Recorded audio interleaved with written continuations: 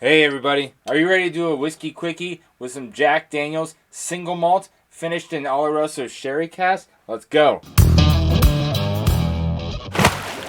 Alright, hey everybody, just found this bottle on base today for the first time ever. I already did pour some samples out for some people, and let's talk about the bottle for a little bit. It's the same color blue label that was on this twice barreled finished in Oloroso sherry that came out, what was that, like 9 months ago?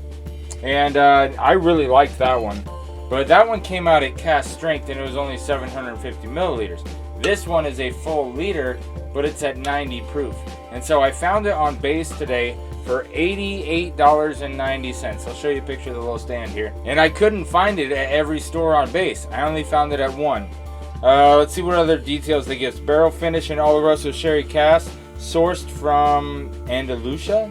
Sourced from Spain. Oh, and it says made with cave spring water and American barley. Alright, on the other side, Jack Daniel's new timeless single malt tradition, blah, blah, blah, blah. Lots of buzzwords. Finished in Oloroso sherry, blah, blah, blah. Alright, so we know it's a 1 liter bottle, finished in Oloroso sherry, American single malt barley, and it's 90 proof. Alright, let's pour it up. The color looks great. Smell the sherry right off the bat. Sherry wine, like really light red fruits. Not as tart as a cranberry, but in that area of the flavor wheel. Overall, the nose isn't coming off very strong. Get some sherry, get some barrel. The smell's inviting though. Let's get into it. Cheers. Fruit, honey. There's almost like a bitter chocolate note in the back of the palate. Got a little bit of a finish, not much to say of, but the finish is alright. Let's go in for a second one. Yeah, first you get some nice sweet red sherry type notes.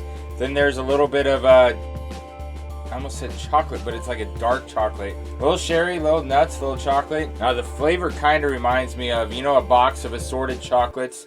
You get one of the dark ones and it has like a raspberry cream in the middle. So if you take one of those that's like a fruit cream filled, like a dark chocolate raspberry cream filled, it's kind of like that, but not as sweet as that. I'm just saying there's a flavor aspect that reminds me of that. Alright, so far overall, I'd put this at a buy. Can't put it as a bar staple because it's a limited edition. Probably won't ever see it again.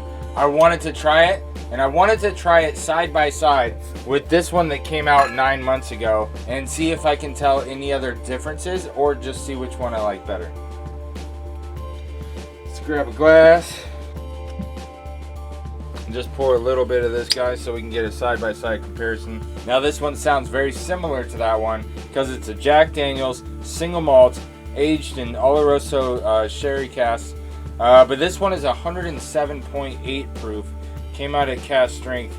Also on the neck tag of the cask strength one, it has the barrel number. This one doesn't have anything like that, and it doesn't say twice barreled like the other one does. So I wonder if that was a single barrel project that was twice barreled, when this one is probably a small batch. Alright, let's compare it to the cask strength. Cheers. Oh my goodness. The mouthfeel, completely different. Now I am getting some of that dark chocolate and candy with nuts and raspberry cream and all that stuff. It's the same as this one, but it's bolder, it's more robust in the cask strength one, and the mouth coat is great. It's just way more oily and viscous and just covers the whole palate. Definitely a better mouthfeel, and of course the cask strength brings a much better finish. This is back to the 90 proof. It's pretty good. Now I expected to see this around 70, but it was 90, and so that was a little bit higher than I anticipated. But I would still put it as a buy because, well, for one, FOMO. You're not going to see it again. Now what is FOMO? FOMO is the fear of missing out. And for two, it's good. It's a nice drink, right? It is a well-balanced, well-crafted bottle. It's really nice. But I can't say it's a shelf staple or a buy again because I'm probably never going to see this one again. And so we'll have to wait and see what other craziness Jack Daniel's has in the future for us. as I hope next year they come out with a new special release that's even better than this one. Thanks for joining me for this Whiskey Quickie review. Hit the like and subscribe and do all that stuff. That way, when the next video comes out, you'll get notified and you won't miss it. Earn, protect, enjoy. Cheers.